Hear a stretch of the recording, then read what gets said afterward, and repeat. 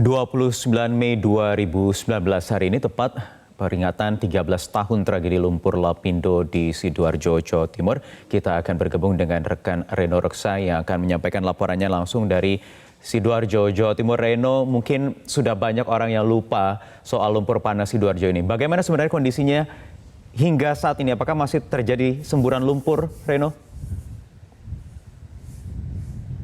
Ya, Wahyu, kalau sesuai dengan pantauan kami di lapangan sejak pagi hari tadi sampai dengan siang hari ini memang masih nampak semburan lumpur yang masih terjadi di lokasi lumpur Lapindo, Sidoarjo, Jawa Timur. Hal itu terlihat dengan masih munculnya kepulan asap, terlebih tepatnya yang berada dekat dengan lokasi titik 21. Dan kalau menurut pantauan kami juga sejak pagi hari tadi sampai dengan siang hari ini, kepulan-kepulan asap itu muncul dengan ditemani ada aroma gas yang begitu menyengat. Padahal lokasi kami sudah berada kurang lebih dari 100 meter lokasi semburan lumpur Lapindo itu sendiri. Kami tadi sempat juga berbincang bersama dengan beberapa pihak, salah satunya dengan pihak Wahana Lingkungan Hidup Indonesia yang mengatakan bahwa sampai dengan saat ini tragedi lumpur Lapindo ini memang mengakibatkan dampak utamanya adalah dampak lingkungan, tapi bukan berarti dampak itu berhenti di situ saja. Masih ada beberapa dampak turunan atau dampak ekor lainnya dengan adanya kerugian dampak lingkungan dengan adanya semburan lumpur Lapindo yang terjadi pada tanggal 29 Mei 2006 atau 13 tahun yang lalu. Yang pertama adalah dampak kesehatan. Wahana Lingkungan Hidup Indonesia atau WALHI ini mengatakan bahwa mereka telah melakukan riset pada tahun 2008 dan tahun 2016. Pada tahun 2008 riset mereka menemukan bahwa semburan lumpur Lapindo ini uapnya atau gasnya ini mengandung beberapa logam atau senyawa kimia membahayakan bagi makhluk hidup, yaitu salah satunya adalah kadmium dan timbal. Kemudian pada tahun 2016 riset mereka menghasilkan temuan bahwa logam berat akibat munculnya semburan lumpur Lapindo ini sudah menerpa lingkungan hidup atau juga makhluk hidup yang berada di sekitar semburan lumpur Lapindo. Hal ini terlihat bahwa senyawa kadmium dan juga timbal ini sudah berada dalam rantai makanan di sekitar semburan lumpur Lapindo.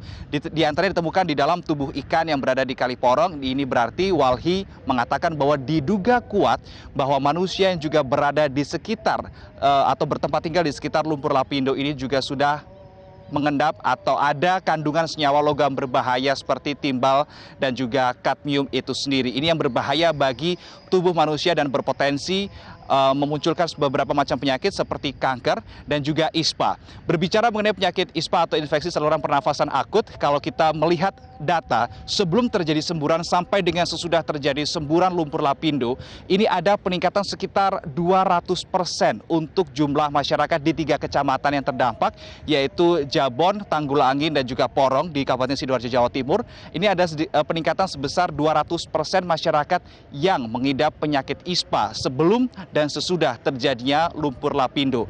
Tidak hanya berhenti di dampak kesehatan juga, adanya dampak lumpur Lapindo ini juga berdampak pada aspek pendidikan. Kurang lebih WALHI mencatat ada sebanyak 63 bangunan sekolah yang terendam dengan adanya lumpur Lapindo ini, dan sampai dengan saat ini pun juga belum ada pembangunan gedung-gedung sekolah baru, sehingga akses untuk pendidikan ini juga dirasa sulit untuk masyarakat sekitar. Tidak hanya dampak kesehatan, dampak pendidikan, dampak ekonomi ini juga ditimbulkan dengan adanya semburan lumpur Lapindo. Dampak ekonomi, kalau tadi WALHI mengatakan bahwa mayoritas penduduk di 3 kecamatan atau di 15 desa ini awalnya mereka berprofesi sebagai pembuka toko, kemudian tukang dan sebagainya. Ini pelanggannya adalah tetangga mereka sendiri. Namun setelah atau pasca terjadinya semburan lumpur Lapindo, mereka kehilangan pekerjaan dan mereka harus mengulangi lagi untuk membangun roda perekonomian mereka dari awal. Inilah, Wahyu, beberapa dampak yang diakibatkan dengan adanya semburan lumpur Lapindo pada tanggal 29 Mei 2006 yang ditengarai ini diakibatkan karena memang ada kesalahan prosedur dalam dilakukan pengeboran yang dilakukan oleh PT Lapindo Berantas Inc. Wahyu. Ya, Reno, lantas bagaimana dengan upaya penanganan lumpur panas Sidoarjo sampai saat ini? Ya, Wahyu, kalau kita menilik sudah ada beberapa langkah yang dilakukan. Dalam hal ini adalah pihak pemerintah seperti yang tadi kita sudah saksikan di informasi sebelumnya, bahwa untuk lumpur lapindo saat ini sudah ditangani oleh PPLS yang bermuara atau menginduk kepada Kementerian PUPR. Namun di tahun-tahun sebelumnya ini juga sudah ada langkah-langkah atau upaya untuk bisa menghentikan semburan lumpur lapindo itu sendiri dengan menggunakan sistem relief well pada saat itu. Namun upaya ini dirasa gagal karena memang pada saat itu Indonesia belum memiliki alat yang mumpuni untuk menggunakan sistem relief well untuk menghentikan semburan lumpur lapindo. Kemudian alasan yang kedua adalah mengapa relief well ini belum bisa diaplikasikan karena memang pada saat itu Indonesia masih mengalami kekurangan dana sehingga sistem relief well lagi-lagi tidak bisa dilakukan untuk dilakukan menghentikan semburan lumpur lapindo itu sendiri. Muncul sebuah pertanyaan.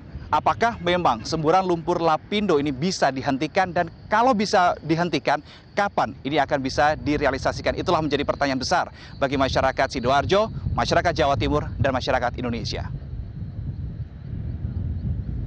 Sementara demikian, Wahyu, kembali ke Anda di studio. Baik, Reno Reksa melaporkan langsung dari Sidoarjo, Jawa Timur.